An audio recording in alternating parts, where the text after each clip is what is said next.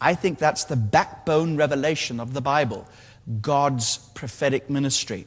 And here in ministry, the prophets in the Old Testament were called men of God, the man of God. It's a technical term for a servant of the Lord.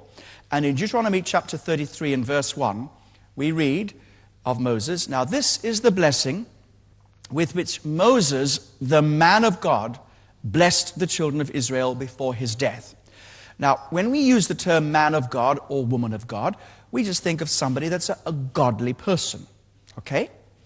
And that's good. That's a good description. But I'm using this term now more technically. Technically speaking, a man of God or a woman of God in the Old Testament is a prophet. Have a look at 2 Kings chapter 4 and verse 7. "Then she came and told the man of God, and he said, 'Go sell the oil and pay the debt, and your sons live. You and your sons live on the rest.'" So this woman was in debt. She went to the prophet, the man of God. Elisha was there, and he said, "I'm the man of God. This is what you are to do." They were also known as servants of God.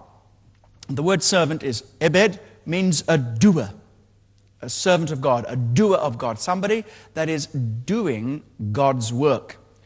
Now, the phrase servant of God is only used of Moses in the Old Testament. But the concept of servanthood is there throughout. And his servant, my servant, speaking of God's servants, is used of the prophets. And let's have a look at one example. Jeremiah 44 and verse 4.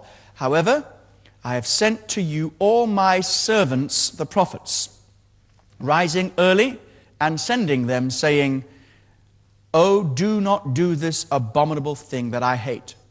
So here we have the prophets, known as servants of the Lord.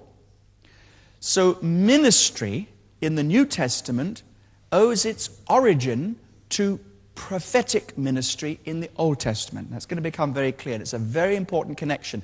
And I've been reinforced in my belief as I've prepared these manuals and all these 12 manuals and on these 12 subjects. Repeatedly, I've come back to this and been astonished how fundamental it is to understand the Old Testament teaching on prophets. It's the basis of all miraculous ministry. It's the basis of the healing ministry. It's obviously the basis of prophetic revelation.